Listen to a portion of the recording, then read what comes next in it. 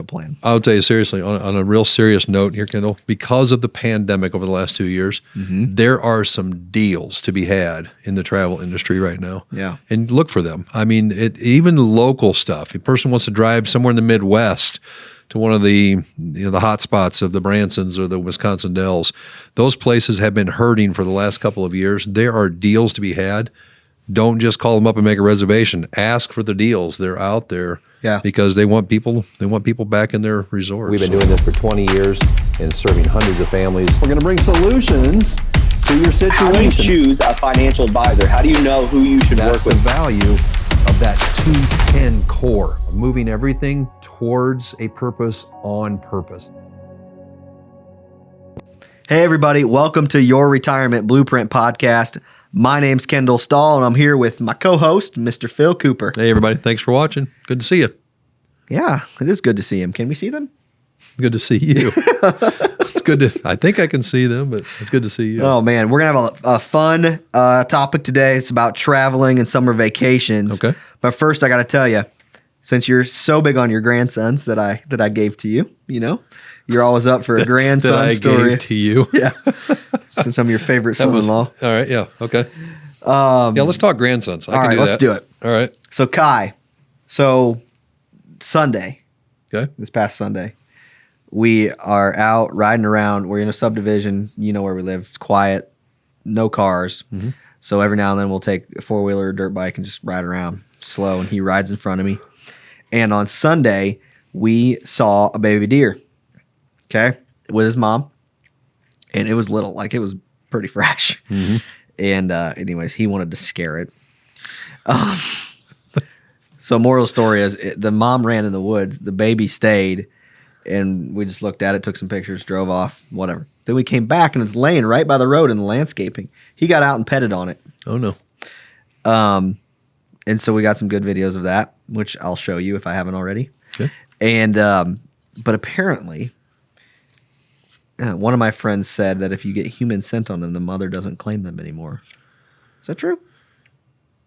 I have two things to say to that. Number one, I have no idea. And number two, why would you think I would have an idea I don't about know. this? You're the guy with the most random facts that you normally know. So I thought I'd ask. I am full of totally useless knowledge, but that's not one that's in my I repertoire. feel like that's useless knowledge. That is useless knowledge, but I don't have that one in my repertoire. So just for the listeners out there, if you know the answer, go ahead and send us an email. Yes, if you know the answer to whether or not a baby deer will be abandoned by its mother because a 4-year-old little boy touched it, let us know, please, ASAP. Okay, but just to put everybody's hearts at ease, the mom and the baby ran off together in the end. So All is well. It's like a Disney story. It's like a Disney story. It's perfect. Bambi, literally. Oh, my word. Okay, we have a question of the day. All right. This Fire one away. is from, I believe that says Andrew from St. Louis or Andrea. Andrew, let's go with Andrew. Pretty sure that says Okay. Andrew. All right. And it says, if we invest in life insurance, Okay. is there a minimum amount needed? Okay. That's kind of a vague question, but Yeah. Well, Andrew, I would, first of all, thank you for the question. And I would say to you that the short answer is no. No. A dollar that goes into a life insurance policy will give you something more bigger back to you than the dollar you put in. hypothetically. Hypothetically, yeah, exactly. Hypothetically. So what that means is you have transferred the risk of your passing away to Insurance company. insurance company. So if I have a need, let's say I have a $100,000 need and I can cover a mortgage. I want to pay off my mortgage if I die. Okay. The mortgage is worth $100,000. And if I die, I want that mortgage to be wiped away from my wife. So she doesn't have to worry about that.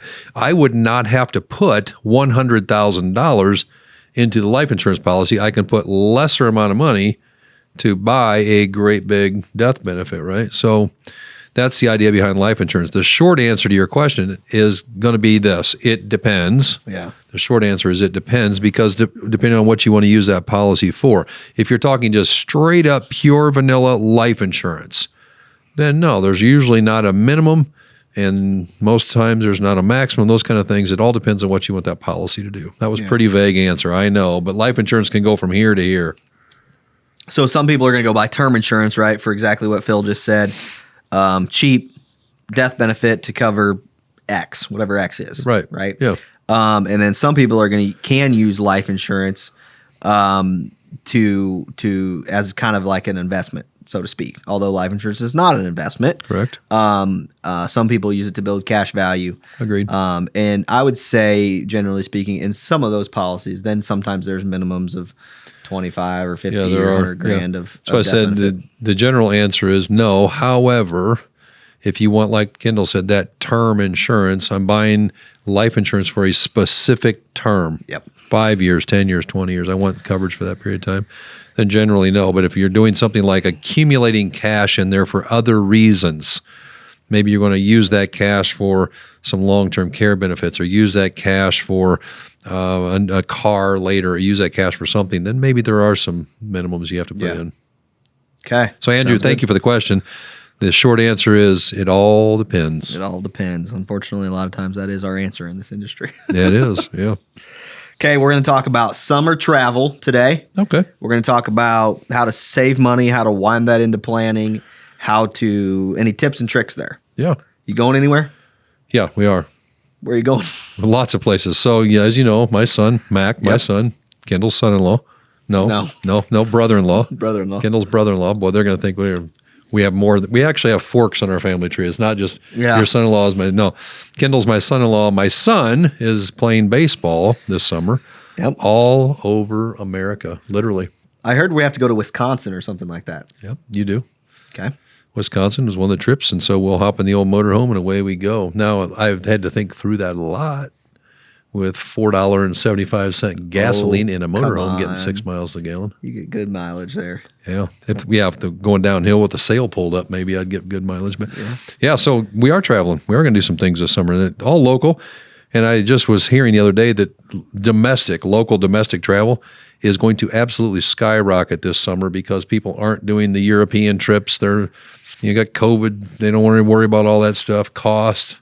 Flight price, airline tickets are higher than they are. And the they've other been in thing a long time. I heard too was that like the RV industry, Okay. booming. You have to have reservations at campgrounds that never even took reservations before, because that is the kind of travel we're going to see this summer here in America. You think that'll happen with the high gas prices? I do. I think it's still inexpensive travel, even though gas to get there is going to be expensive. Once you get there, it's still cheap travel. So yeah, I think travel is going to be something. The other thing too, I think we got 2 years of pent up Yeah. people just wanting to wanna go somewhere. Get me out of I got to go someplace Yeah. to do something. So I think people are going to be traveling this summer.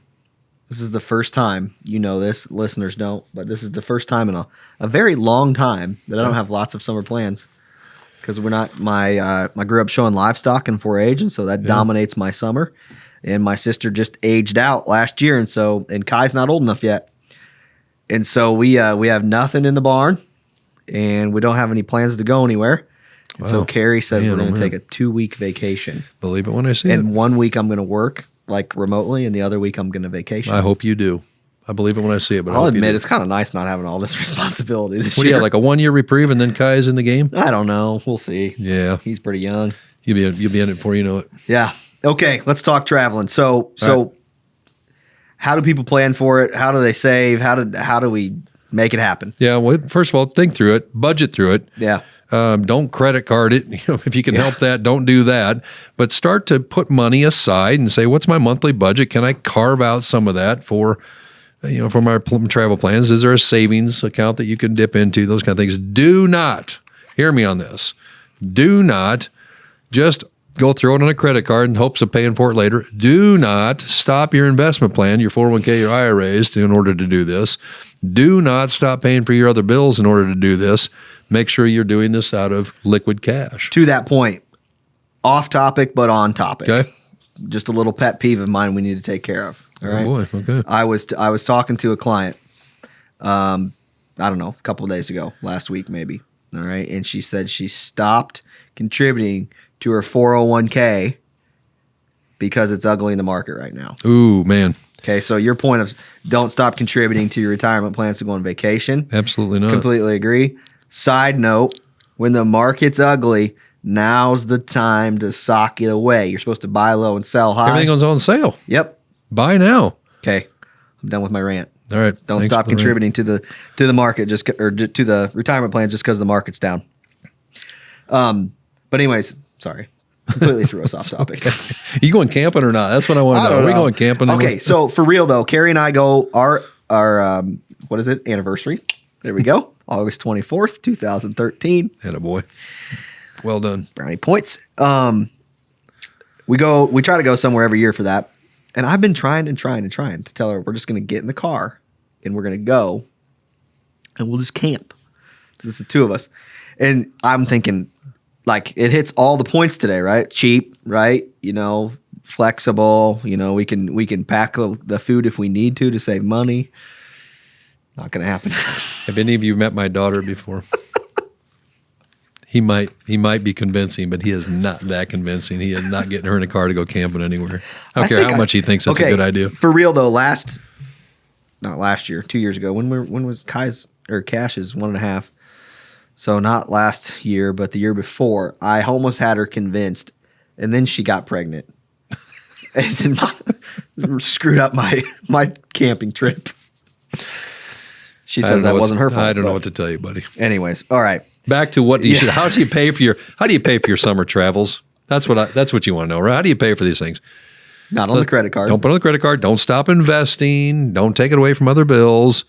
Budget for it. Yeah, budget for it. What do you think of, though? I mean, I get not putting it on a credit card and all that, but like, what do you think of the whole airline point game and all that? I think it's fine. As long as you can afford to pay that credit card off, you're earning some kind of cash back. You're earning some kind of points. Yeah. I'm a point guy. I'm a point guy. Oh, my word. We can't even say the name of the company, but there's a local company. They pump gas. They give you gas, or you buy gasoline from them, and they'll give you points. I've got building. points, They're folks. all over Central Illinois. You ever want to compare your points, you come see me. I'm a point guy. So I'm all about the points, right? If you have a credit card that gives you points or gives you some kind of cash back and you can afford to pay that off, by all means use it. That's quote unquote free money. There's some people that get serious about that. I believe it. Yeah, well, like, you're just stacking them up at this one place. There are people that like get strategic about, okay, I'm going to get this card and I'm going to do this with that and I'm going to roll these points and all that. And I get it. I get the theory behind it. Your daughter being one of them. It's her most recent hobby. And she is going to Hawaii, but leaving me behind. And I guess she's got her airline tickets paid for, all through points. Then I'm a fan of that. Okay. Not leaving you behind part. Yeah, I thought I'm a fan of the bunch free of trip garbage too, honestly. Oh man. Okay, so the U.S. Travel Association says that 9 in 10 Americans are still expecting to travel this summer, but they're reducing their number of trips or finding fewer activities. 25% are taking fewer trips. 25% are traveling to a shorter distance, which you brought that point up with staying domestic. 23% are finding cheaper activities like camping and just taking the car and going. 19% are traveling fewer days, and then 16% are driving instead of flying, which I think that number is going to go up more, in my opinion. Yeah, I do too. Okay, and then a lot of them are just find a new destination, staying domestic and things like that. Or I also think staycations are going to become a thing. That's my dream. I want to do that. You're a party animal. Just think about that. You got a swimming pool. You got something you can stay home for the week. That'd be pretty cool too. Yeah, I would like to do that. Yeah. Okay, what else? What other tips do we have on traveling and vacationing this summer and not messing up your financial plan? I'll tell you seriously, on a real serious note here, Kendall, because of the pandemic over the last 2 years, there are some deals to be had in the travel industry right now. Yeah. And look for them. I mean, even local stuff. If a person wants to drive somewhere in the Midwest to one of the the hot spots of the Bransons or the Wisconsin Dells. Those places have been hurting for the last couple of years. There are deals to be had. Don't just call them up and make a reservation. Ask for the deals. They're out there. Yeah. Because they want people back in their resorts. So check also, it out. I think we fly a little more than maybe the average person just for work and whatnot. And I will tell you, I used to brag to you about how I've never been messed up on a flight, right? It's always worked out. And man, that bit me in the butt there. Because ever since I said that, it's just you're getting delayed. You can't go here. You can't go there. And you just hear more and more about it. It's like the airlines don't even care. They're just like, yep, sorry, we don't have a pilot. Yeah. It's difficult. Can't go. Especially So I domestic, think that's domestic flights are difficult. keep that in mind. If you're not someone that flies a lot and you've planned a big vacation, not only will it maybe save you money to drive, it might save you some headache too. Agreed. Okay. Yes and amen. What else? This week in history. We got to talk about this week in history. Except nothing happened this week. Nothing, absolutely nothing happened in history this week. I need to prepare for this more, Carrie. I can tell you something that happened this week in history. Let's hear it. The nation of Israel became a nation. May 14th, 1948. That was a big deal. Never before in the history of the entire world has a people been transported out of their land, lost their language, lost their culture, lost their economy, lost their currency, only to be retransplanted back in their land to regain their culture, their currency, their language, everything about them. May 14th, 1948, one of the biggest days in the history of the world. There you have it, folks. Whole brain full of knowledge. There it is. Totally useless knowledge, just regurgitated right back out. All righty, guys. Well, thanks for tuning in this week. We'll see you next week on your Retirement Blueprint podcast. Thanks for watching.